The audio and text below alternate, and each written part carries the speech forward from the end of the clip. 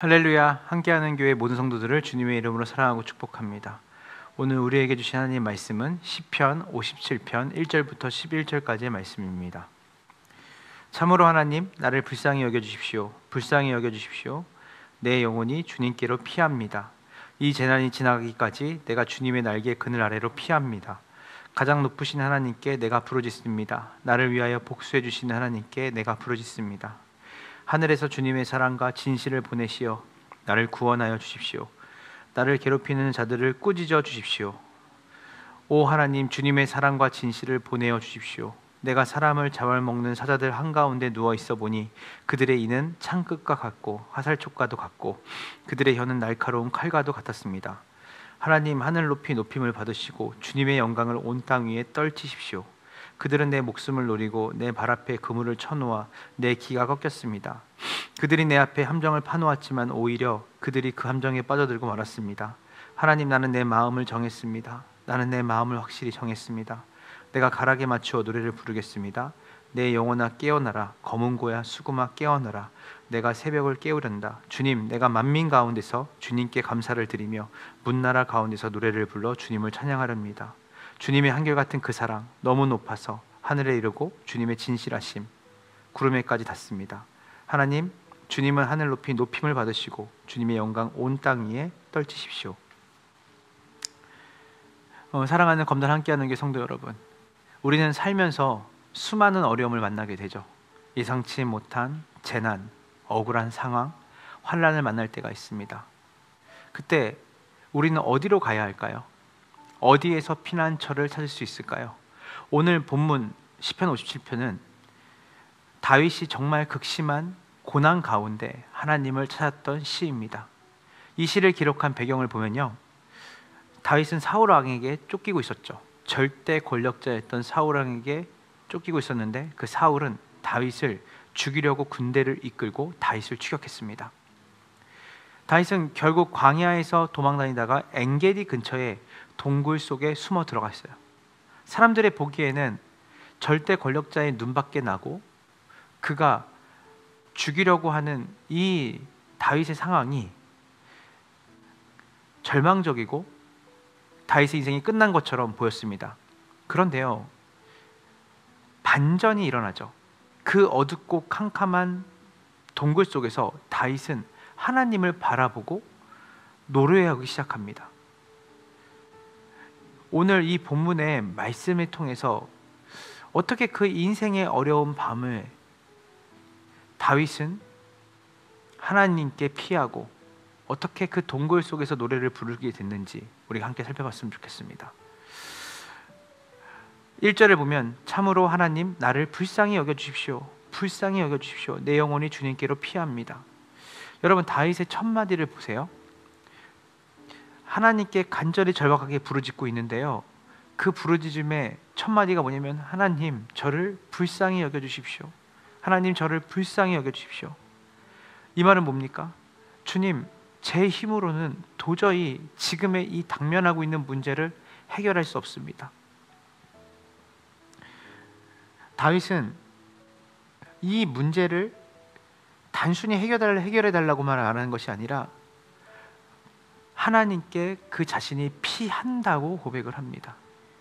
여러분, 다윗은 그 문제를 해결할 수 있는 힘이 자기에게 없음을 고백하고 하나님께 자기의 일을 불쌍히 여겨주시고 하나님의 품이 아니라면, 하나님의 날개가 아니라면, 하나님의 그늘이 아니라면 자기는 오갈 데 없는 존재라는 것을 밝히는 거죠.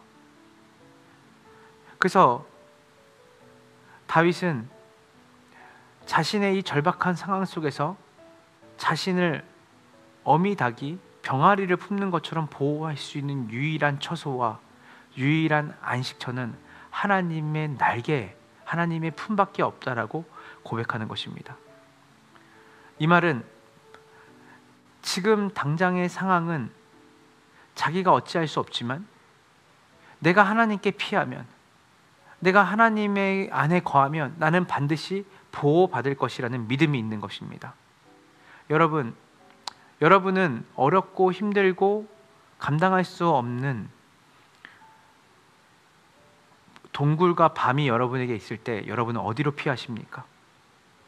사람에 기대십니까? 아니면 가지고 있는 여러분의 돈에 의지하십니까?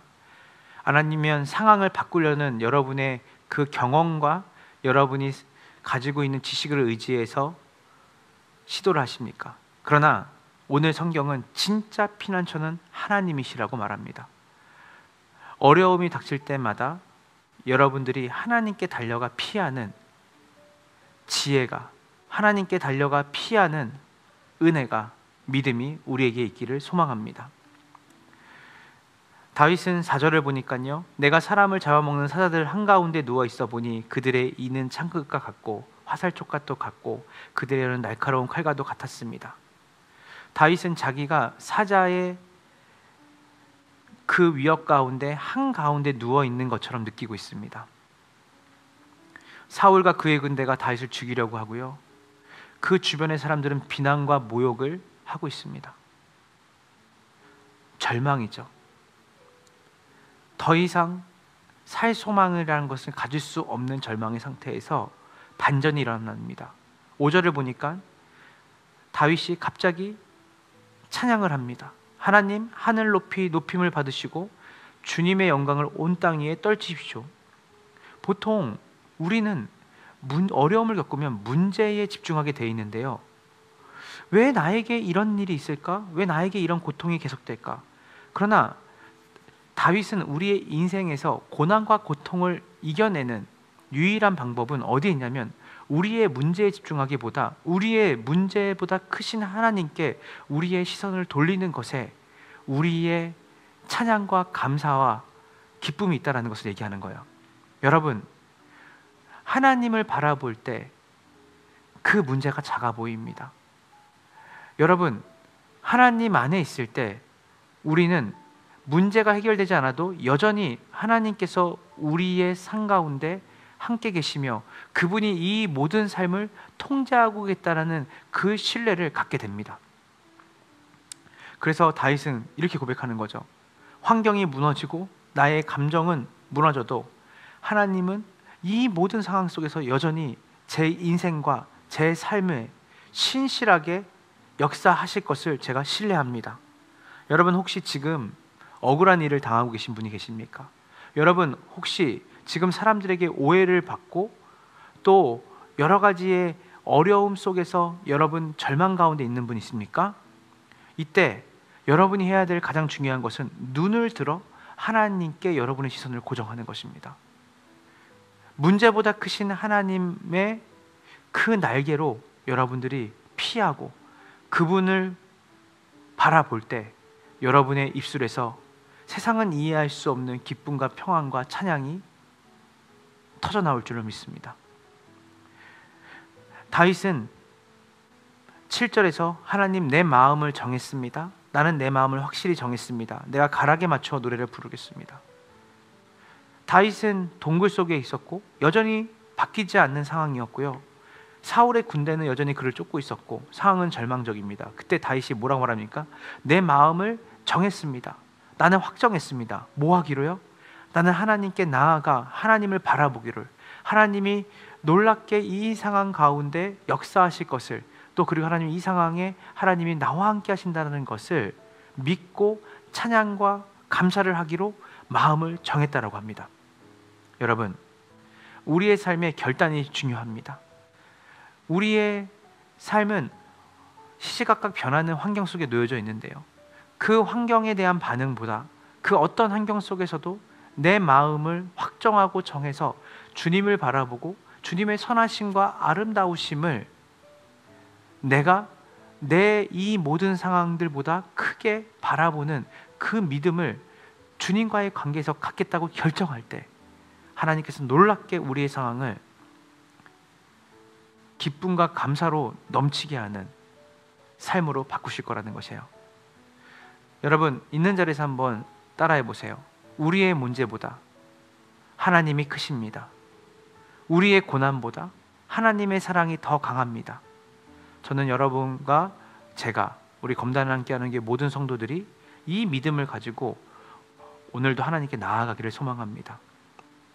사랑하는 성도 여러분, 오늘 우리는 다윗의 시편 57편을 통해 세 가지 중요한 교훈을 배웁니다.